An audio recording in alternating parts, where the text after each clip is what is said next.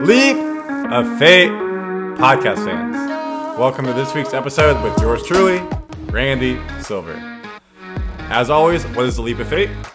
Leap of Fate is around overcoming adversity, life lessons, sharing information so you are able to achieve what you want in your daily life. We got a special guest this week. If you guys are watching on YouTube, which I hope you are, you can see this live. If not, I'll let Ruben introduce himself. Ruben, what up? What's up, guys? Sorry, continue. I'm Randy's friend from college. We went to college at UC Santa Cruz together. Studied abroad together at University of Copenhagen. I feel like that's where we got to know each other best. Very true. Yeah. And we stayed together. We're currently in my apartment in San Diego. Ruben and his girlfriend Maya, shout out Maya, they moved to Boston together. When they moved out, I moved into this apartment, which you guys have seen in videos and whatnot. And today's episode, we're going to talk about relationships. Ruben's been in a committed relationship with Maya since college. That's like 6-7 years now, right? Yeah, something like that. Something like that. I am single, and obviously during the pandemic, dating has been tough. So we're going to kind of give you guys an introspective what it's been like to date through the pandemic, post-pandemic, as we're kind of like still in shutdown. Ruben can give some feedback on what it's been like for him with his girlfriend Maya, and we're going to have some fun. Last week's episode was a great episode. To everybody who reached out to me and was grateful for me sharing transparency around getting a job, the effort it took into it. Thank you so much for reaching out. It truly means a lot to me. I had so much fun creating the episode, and anybody who reaches out and says like, hey, this helped me understand how I can achieve something in my life. Thank you for putting this out in the world, the positivity, all that goes with it. It truly, truly touches my heart. So thank you for all the feedback, everything like that. As I always say, please do like, please subscribe. It really helps me grow the Leap of Fate channel, helps me grow the message, get more people. How can you do it? YouTube, Apple, Spotify, Google, however you may be listening to. If you can share the Instagram post, if you do all that type of stuff, it's a jazz. Thank you so much. What do I have on YouTube for you guys? As a friendly reminder, we have this podcast on YouTube. We got the vlog videos. The one that just came out was, you can't really see, but I got my hair in a bun. Got my hair cut for the first time in 2 years.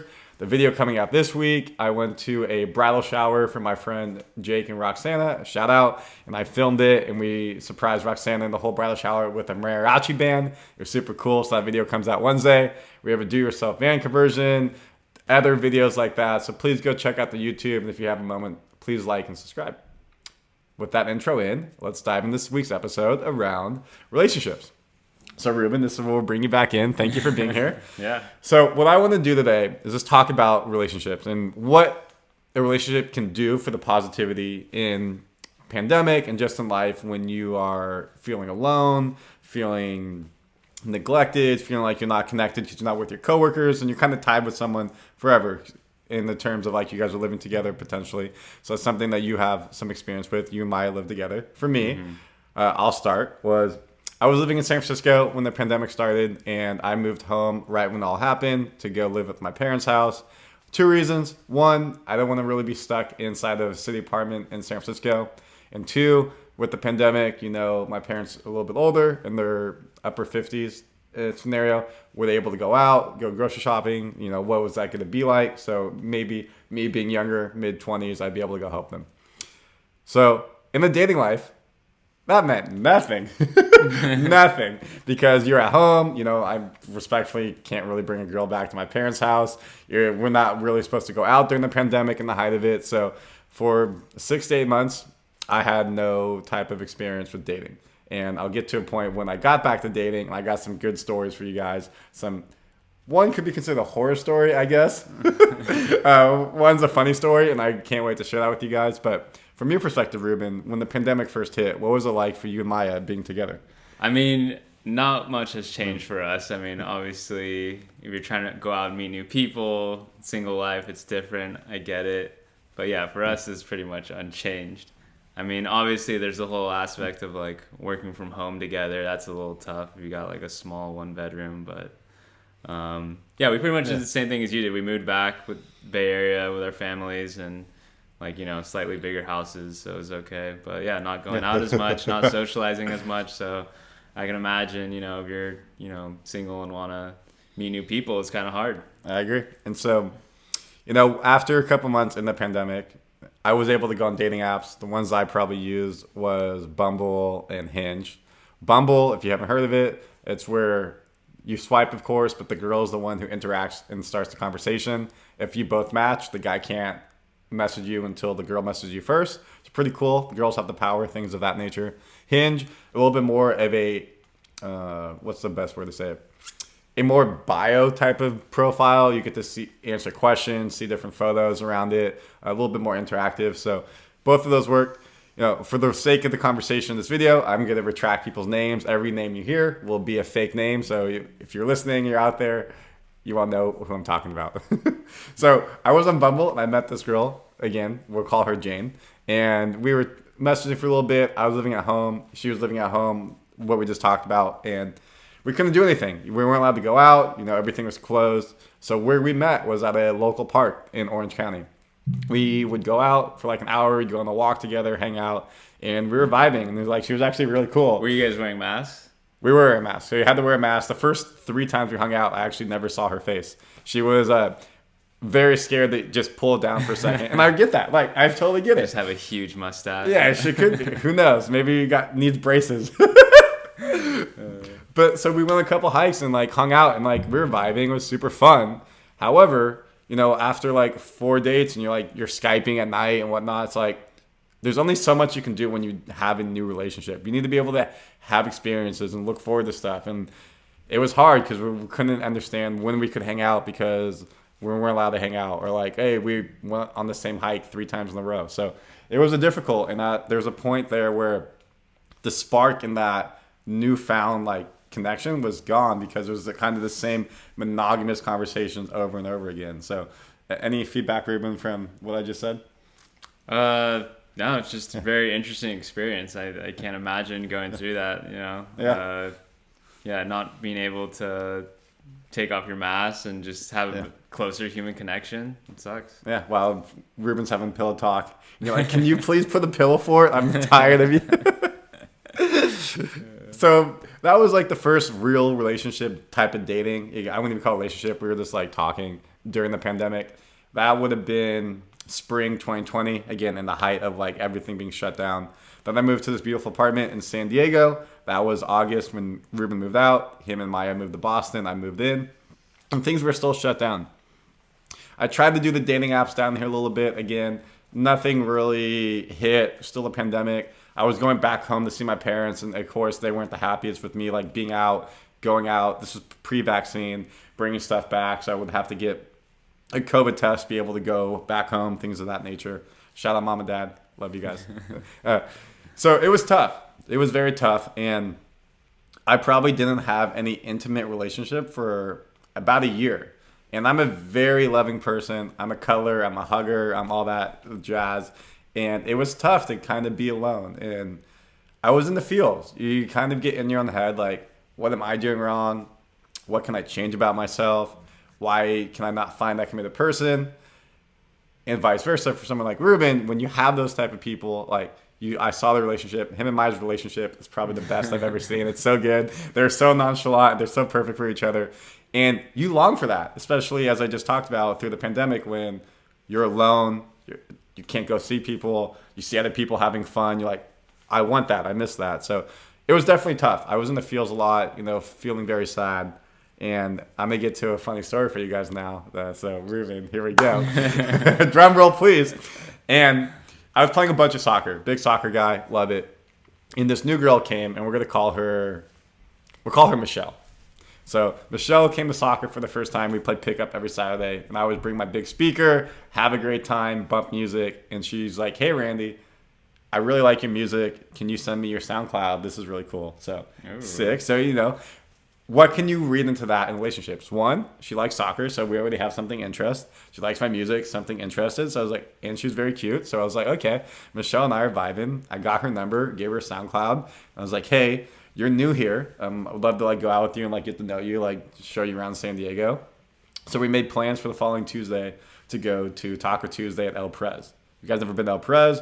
It's a rooftop bar in San Diego. They make really good drinks, good food, vibing a lot, super fun date spot type of thing. And this is after COVID is eased up, right? I assume. This would have been September 2020. So the vaccines weren't out yet. It wasn't but the restrictions were a little bit lifted because it was going the down. Numbers were low. Yeah. Exactly. Yeah. So we go to El Pres. Again, when you walk in, you have to wear a mask and everything. And we had a great dinner, super fun. Got to watch the sunset on the roof, vibe really well. And we're like, hey, let's hang out again. And so on Friday night, I was going out with a bunch of my guy friends to go bar hopping. And I invited her to come out. She came out with us, had a great time. We were vibing really well, super fun. She was getting along with all my friends and whatnot. And then the next morning, her and I were talking, and then this is where the story heats up. So her and I were talking the next morning, and she's like, hey, I've really enjoyed like hanging out with you.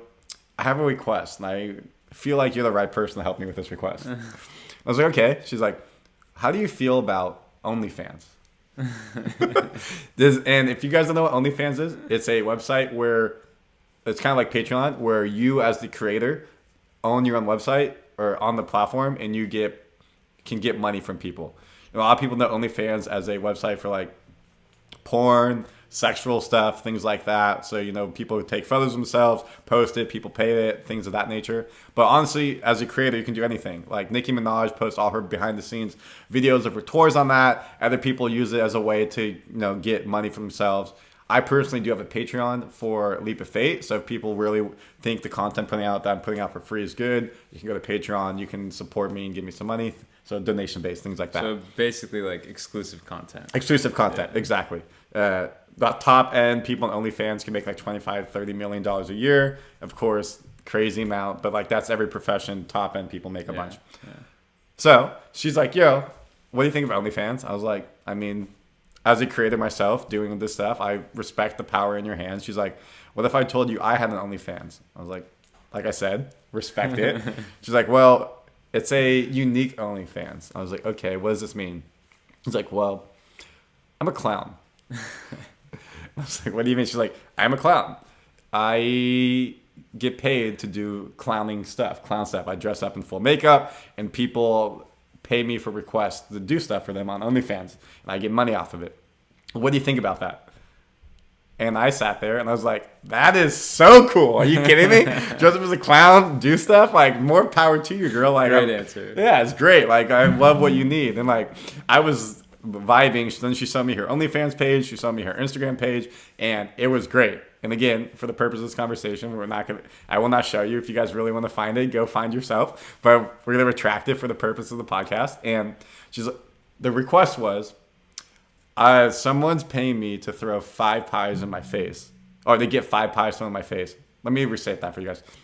She is getting paid to get 5 pies thrown in her face. Now, she can't really film herself, throw pies in her own face, and do it. She needed an assistant. She needed an assistant to throw pies in her face and to film it.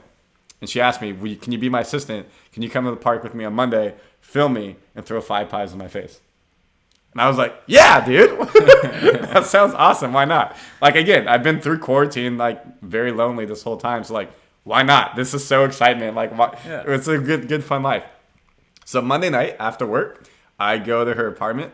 She's in full makeup. Think of, like, what's that one movie, like Harvey Dent? No. Oh, yeah, like the Suicide Squad? Yeah, Suicide Squad. Whatever her name, Harley Quinn? Yeah, something like that. Yeah. Think of that. That's what she looked like. And I've never really had a clown fetish before. I've never really like cared for clowns or like, you know what I'm saying, anything like that. But that did it for you. But it did it for me. I was like, damn, this girl's pretty sexy looking like a clown. Not gonna lie, it was pretty good. So she put on a trench coat because she was, wearing her clown stuff, and we walked 1 mile to the park on the bay.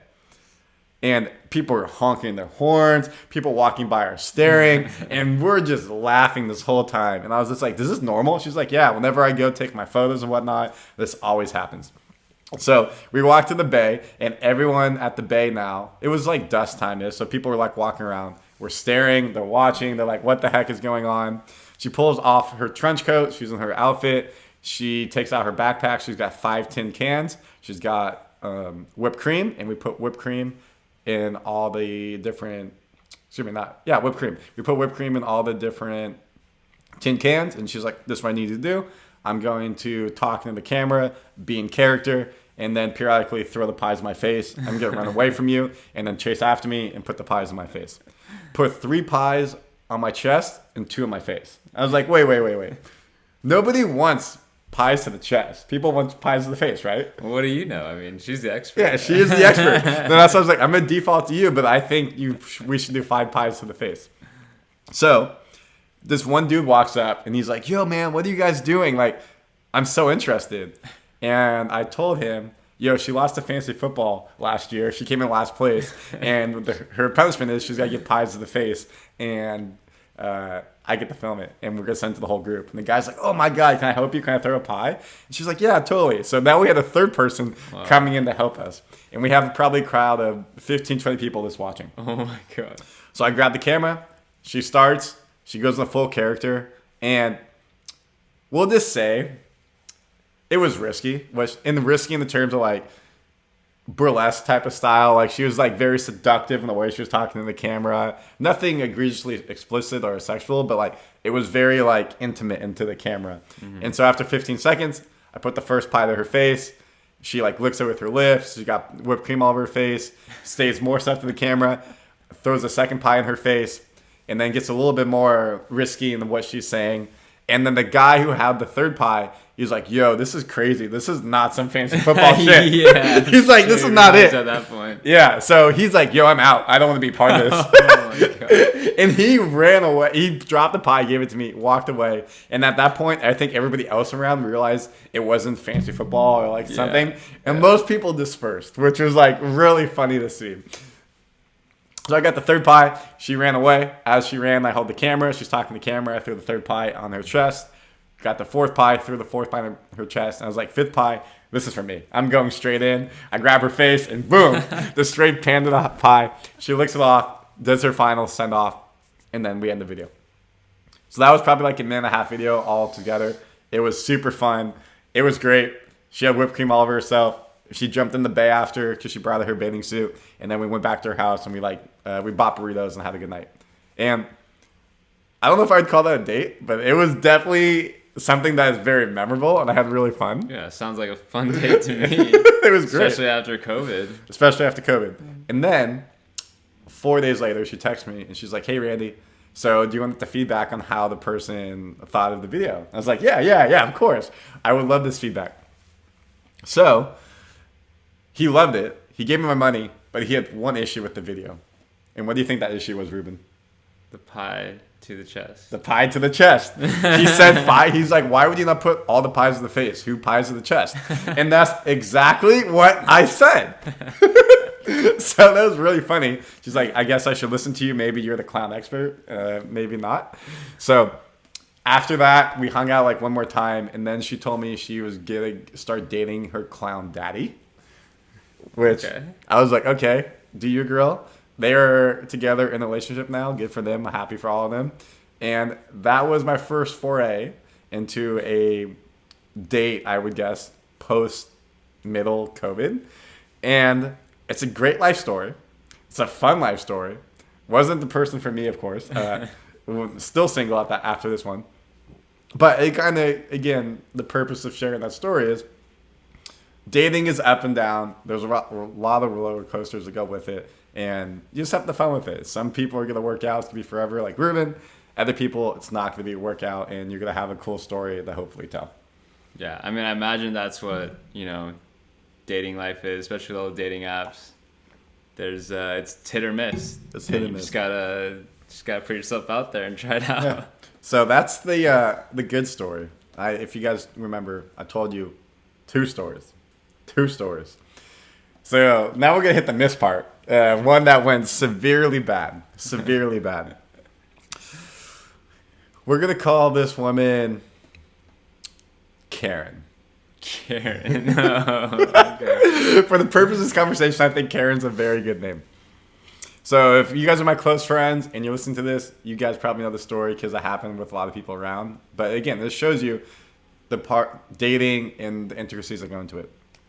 So again, on a dating app, I met this girl named Karen on the dating app, and we were vibing a lot, super well, really good time, and we were talking for a couple weeks, and then we went into this place called Flamingo Deck and got dinner on a Thursday night. Within the first 5 minutes, I could tell she was a wild card. So that was probably the first flag. When I say wild card, she was very out there in some of the ideas that she was saying. She would talk over me, so she would ask me a question, and before I could finish answering the question, she'd like, oh, yeah, and like, you know what I'm saying? People like that. Yeah. But we had a good time. It was vibing. Again, we're just trying to get out there, date, make the most of it. And then we all went out with a group of friends after that Thursday night, had a lot of fun. It was super cool. Fun night overall. And I invited her on Saturday to come to the Bay. So same place that I filmed with the clown girl. Now I'm at the same spot. What a coincidence. What a coincidence.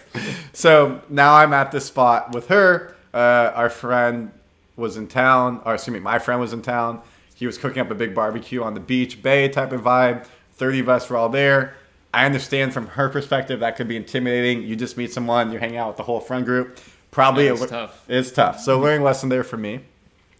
To maybe I need to hang out with them a little bit more. But I was like, you know what? She seems cool enough. She can be talkative. She can hang out with people. So we're out the Bay for a couple hours. We're getting food. We're all drinking, hanging out. Really good vibes. Now, she's meeting with people. People are like, yo, she's super nice. Kind of be careful. She's like already calling you her boyfriend. And you guys have hung out once. She's already saying, Randy's you're my man. I was like, that's a bit much. You know, quick. You hung out one time. So it's quick. And people are like, yo, be careful with that, like things like that. And then we go to this bar called Silver Fox. It's a dive bar in PB. I love dive bars. They're super fun, low key. So we were at this dive bar, and she progressively getting more and more drunk. And I could tell that there's a different side coming out potentially that usually you don't want to see out of somebody.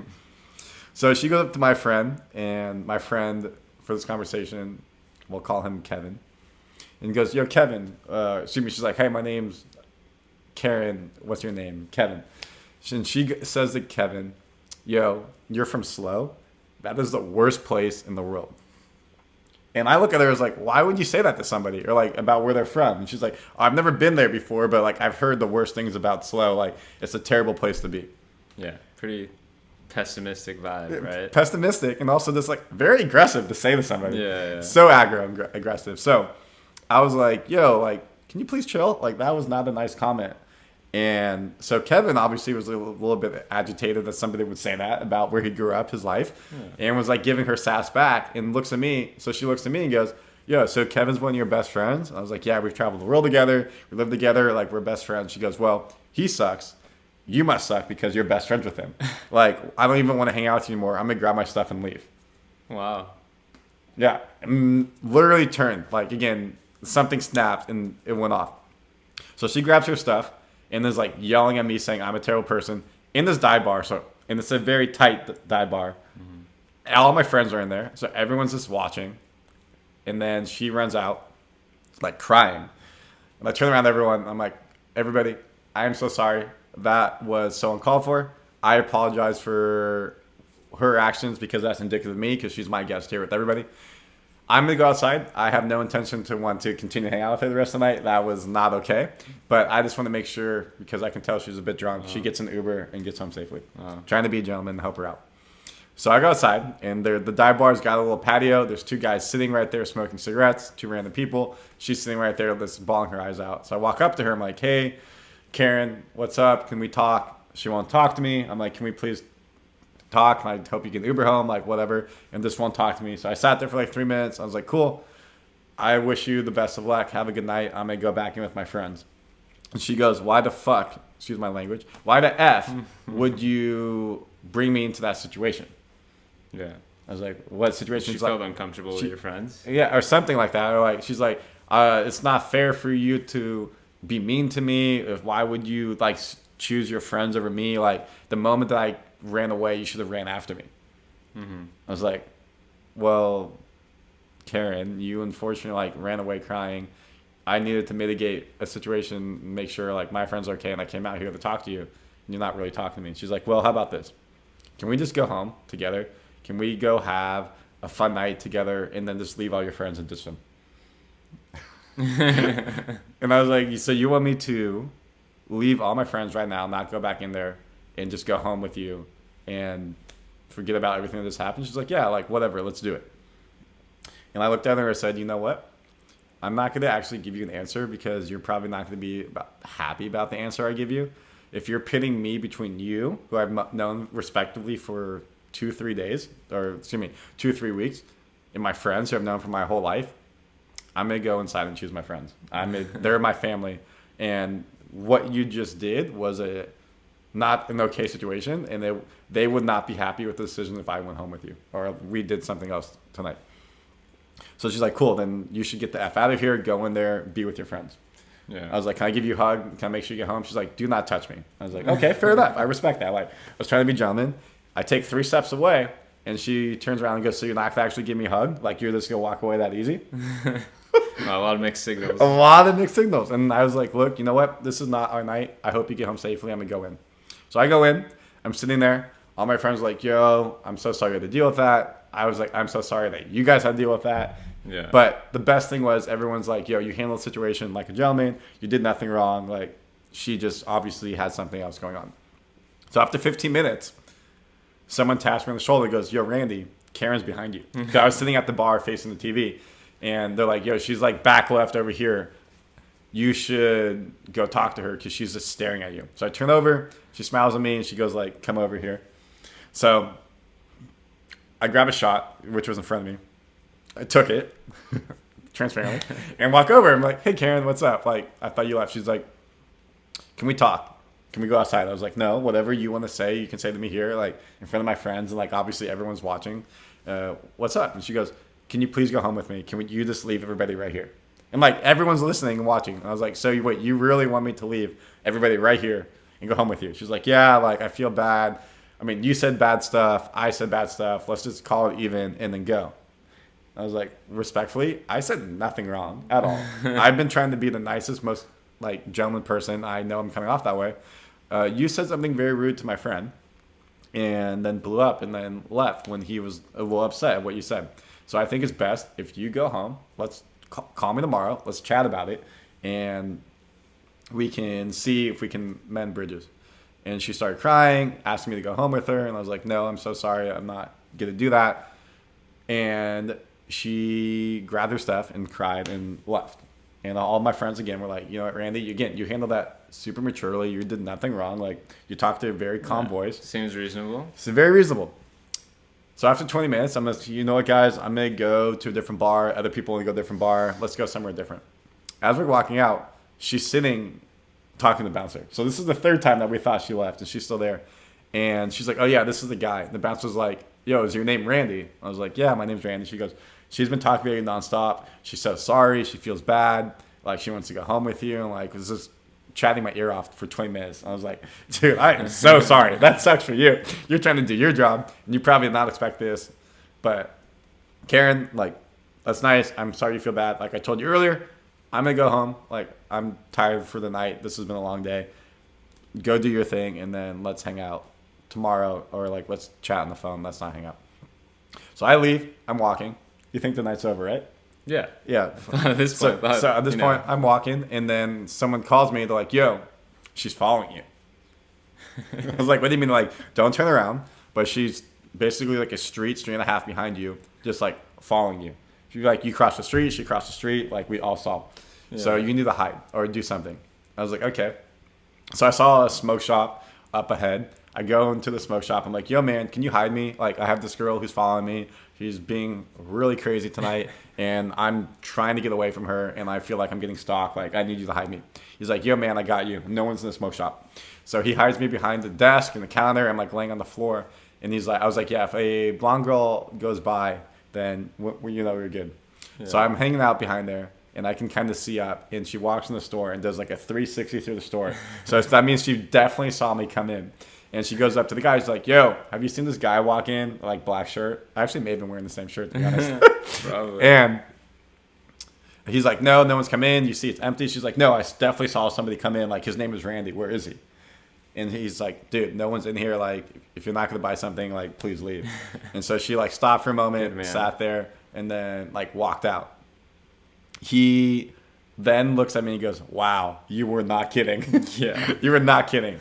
So I dealt with that. And he's like, I'm so sorry. Like, she should be good now. Like, you can stay here as long as you want. So I sat there for, like, another 2-3 minutes. And then she was out of eyesight, kept walking. And then I met my friends at that bar, and we had a good rest of the night. So the next day, she messaged me and says, "Hey, Randy, I don't remember pretty much anything from post beach. All I know is like I was very distraught. Something happened. What happened? I'm so sorry." I told you guys. Again, I'm very open, transparent. I told her maybe a little bit more detail so that way she understood what she had done. A lot of people told me the fact that I even responded back to her was very generally upfront. A lot of people just left her in red and never done it. But respectfully, she needed to know what she did wrong, and hopefully she doesn't do it again. So I told her everything. She wanted to like hang out. She wanted to make up with it. Something like go get dinner and talk it over. And I told her for the best, transparently, that it's best we don't see each other again. I could not bring her around my friends after that situation happened. It would not be a good sign. They would be like, "What are you doing?" Like, maybe in a couple weeks, things died down. But at that point in time, it was best if she did her thing, I did my thing, and we didn't talk. From that point, that would have been, I think that was like 3 months ago. We have not talked. You know, I think it's best for the relationship, and that's moving forward that we don't talk again. All right, I got a question for you. Okay. Based on this stage 5 clinger experience, what do you do differently? That next time you're looking for someone to date. I mean, is there anything you can do? I don't know. I mean, I think I need to go out with them a couple more times by myself and get a better judge to make sure that I don't bring someone around my family, my friends who are super close and could create a situation. Also think, I hate to use the term desperate, but I was longing for intimacy, compassion. So like I said, I saw red flags and I just probably should have gone off those red flags versus trying to mask them so that way I could try to get to know someone deeper and have that intimacy that I was looking for. Yeah. Well, I mean, I think you did well. Some people would have, gone deeper into that relationship, maybe months, and probably would have been a super unhealthy relationship. But you guys are, just a few days in, and you responded well. Yeah. So since then, like, I've gone a couple other dates. Nothing's really gone past 3 dates. I'm not going to settle. I want what Ruben has. I want what Maya has. I want what Ruben and Maya have together. Out there. You go to weddings and you see the love and the affection. Like, I know one day that'll be there for me. And one day it will be. But right now it's not the time. And I'm not going to settle for my morals. I'm not going to settle on someone else who's, I think, will make me happy. I want there to be the true love and connection. So those are the 2 horror fun stories in terms of dating. And why am I sharing with you again? Just to kind of go over it was, it's been a tough quarantine. It's been a tough COVID for everybody. In terms of having a relationship, people have been able to get super tight and got married, engaged, fell more in love. Or by being stuck together, is pull people apart. They realize they weren't the right people, and now they're back being single. Or you're forever single like me, trying to find the one, and you're trying to go for it. You think this is a good episode, Ruben? Yeah, it was good. Yeah, Great stories. You think people are going to learn from this? I think so. So again, this episode was meant to be more of a casual episode in terms of our Leap of Fate content. Share some funny stories, some crazy stories, give you insight to like my life. What I have realized is people like what I provide and what I put out, but you also love to learn about me and who I am. Who's the guy behind the camera, guy behind the mic. So you're learning more about me when I put out these videos, these podcasts, and I'm just 28. I'm single. I'm having a great time, going out, dating, meeting people organically through interactions, friends of friends, seeing people out and about. Dating apps been using a little bit. So all in all, this episode has all been about dating 101 in a bad way or good way. Probably a bad way because it's not working for me. And Ruben's been able to provide some context around what it's been like for him and Maya in their relationship. Anything to add, Ruben? Or do you think we should end it? I mean, I just think Randy's a social butterfly. Out of all the people I know, he's always putting himself out there, making tons of friends. So I think he has great potential to find someone outside of dating apps. Just through mutual friends and a community where he lives. So that's what I foresee in the future. I agree. So Ruben, if you got anybody out there, let me know. If you listen to this episode, you want to go on a date and you want to hit me up in the comments and the DMs. Yeah, but this is Leap of Fate. Again, if you do like the stuff, thank you so much for listening to the episode this week. Please do rate, please do like, please subscribe. Instagram, YouTube, TikTok, Apple, Spotify, all that good stuff, how you get the content. This is Ruben. My name's Randy. Thank you for listening to this week's Leap of Fate. Be on the lookout for the YouTube videos to come out. Ruben, we're going to do a sign off together. Let's do it. Stay healthy. I don't know. I just know the deuces No, part. you gotta repeat after me. I should have said that. Stay healthy. Stay healthy. Stay wealthy. Stay wealthy. Have a good week, fans. Have a good week. And now we can say it. Deuces. Go find your true love or stay with them.